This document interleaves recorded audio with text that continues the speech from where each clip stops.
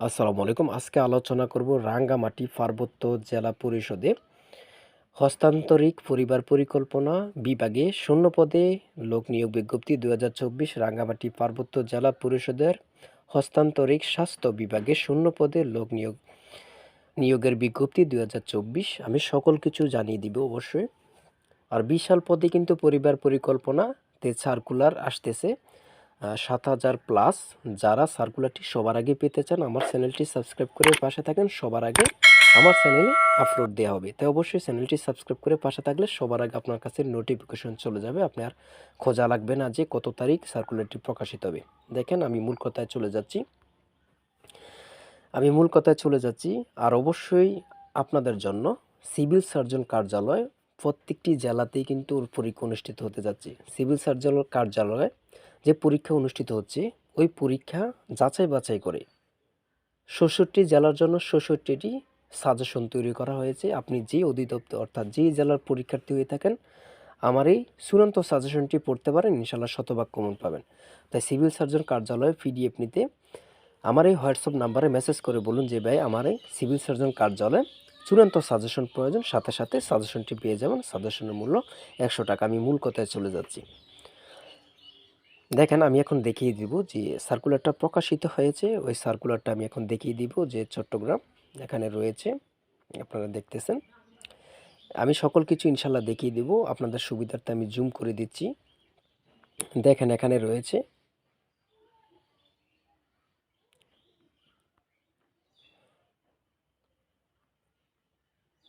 সর্বপ্রথম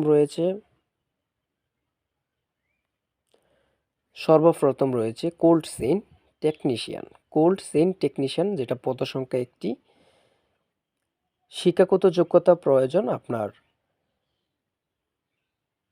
উচ্চ মাধ্যমিক সার্টিফিকেট পরীক্ষা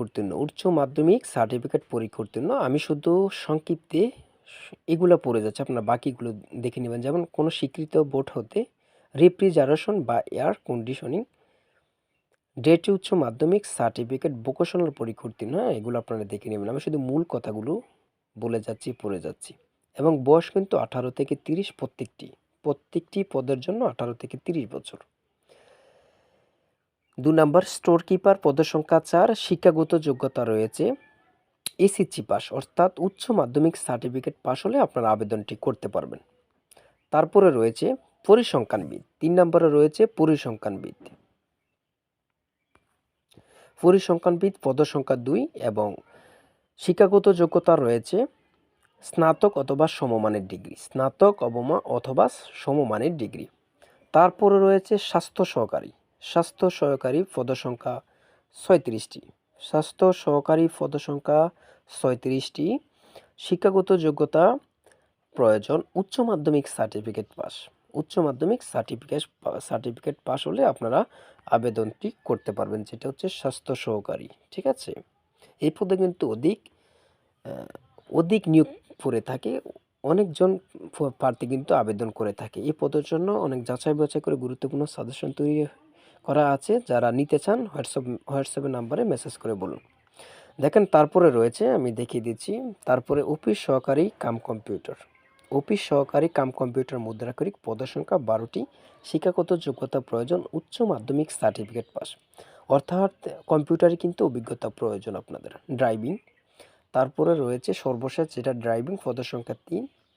শিক্ষাগত যোগ্যতা জুনিয়র স্কুল সার্টিফিকেট হলে আপনারা আবেদনটি করতে পারবেন। দেখেন অভিজ্ঞতা কিছু লাগবে, হালকা যানবাহন যারা পারেন তারা সার্টিফিকেট আছে না, ওরাই আবেদন করতে পারবেন।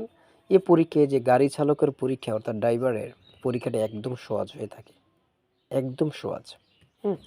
তারপরে সকল কিছু আপনার এগুলো দেখে নেবেন। দেখেন সুন্দরভাবে দেওয়া আছে, এগুলো যাদেরকে সমস্যা বসতে এগুলো দেখে নেবেন। সকল কিছু দেখিয়ে দিচ্ছি। তারপরে আরেকটি রয়েছে, দেখেন এখানে আমি দেখিয়ে দিচ্ছি, সকল কিছু ইনশাল্লাহ দেখিয়ে দিব। এখানে রয়েছে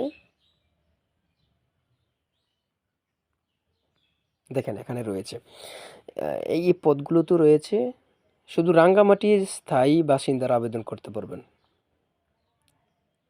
ঠিক আছে, প্রথমে রয়েছে উপসহকারী কমিউনিটি মেডিকেল অফিসার, পদের সংখ্যা 4টি। শিক্ষাগত যোগ্যতা এসএসসি পাস।